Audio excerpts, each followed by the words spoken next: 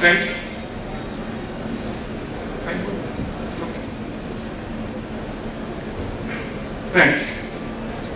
and Mr. Sahu, as the main organizer for this event.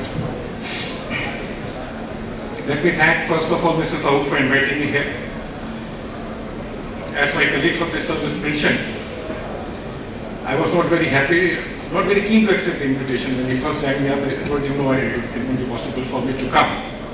Then he convinced me that the IT industry would be here and they would like to interact with you. And as my friend mentioned, I also thought, why not meet the industry, learn what they are, what issues they have.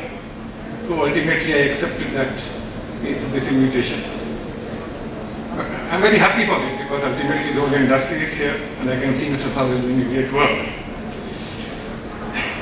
Now coming to Bureau of Indian Standards and what was mentioned. And the critical issue which was again mentioned was the Make in India campaign, which the Prime Minister has launched recently and we're moving towards that. We in BIS feel two things in this. The one is that the Make in India campaign is there. I think the message is clear that we're not making in India for India. We're making India for the globe. And we manufacture in India, like Nokia mentioned. Nokia, I'm very sure, was supplying phones from here across at least the Asia, if not other parts of the world. Certainly in India, yes, but it was also not other parts of the world. So what we feel is that this Make in India campaign should be Make in India as per certain standards. You can't just make in India, which is what I think the announcer was trying to say, that chickens should not be something which you can't catch, they should have some useful this thing. Same thing. The Make in India should be up to certain standards. And EIS is trying to work towards that. We're trying to actually propose to the government that we should add standards to that Make in India campaign. Otherwise, the Indian manufacturing will not be able to ultimately become the global supply chain. And we in BIS are trying to see that the standards which we have in India are harmonized with the global standards. They are the best in the world. And so that what is made in India as per these standards and ultimately meet the global requirements. The second thing which we have to ensure is that whatever is supplied to the Indian consumers are of the best quality. We can't make India the dumping ground for what is not acceptable everywhere else. That's the second thing we need to ensure, that whatever is supplied to the Indian consumers has to meet the global standards. So what we pay for, we get the best quality of the products in that. As a step towards that, I think all of the IT industry is fully aware that the Government of India through IT had notified certain 15 products which would be brought under mandatory certification. We agreed to have a simplified system instead of normal licensing. We went for self-declaration of conformity. We called it registration scheme that time. And I think in June 2013 or July 2013,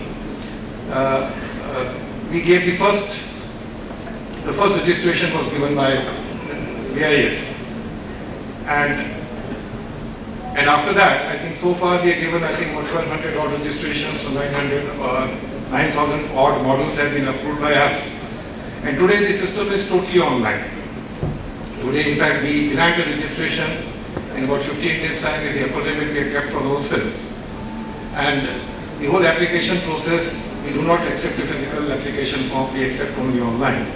Payment gateway is to be integrated, I think very soon, or has been integrated. It's in the last stages of getting integrated. So all the payments will be made online. And I think we had some initial hiccups with the industry. They had some requirements about labeling and all, so those issues have been sorted out. And I hope so, in case it is not, I'd like to get some feedback on it. The basic issue, the basic system is fully in place now. And now we are trying to expand that system. Now the IT is making a separate list of new products which we brought under this particular regime.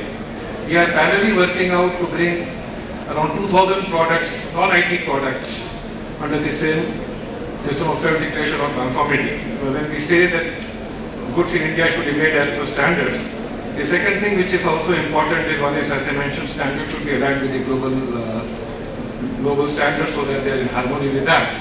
The second thing which is essential is that this whole system must be industry friendly. we can't have a system which is not industry friendly. So we try to be as industry friendly as possible. So the manufacturers or the suppliers should not have any problems in ensuring that the quality goods are made available. There are still some issues left. We had some discussions with the industry association. We keep on having on a continuous basis. In fact, we had a meeting in August. We have another meeting scheduled sometime next week. And there are some issues which have been identified. We set up a policy advisory committee also under the Department of Consumer Affairs, where these issues have been flagged. We will be discussing them very shortly. And I think the industry is fully aware of it.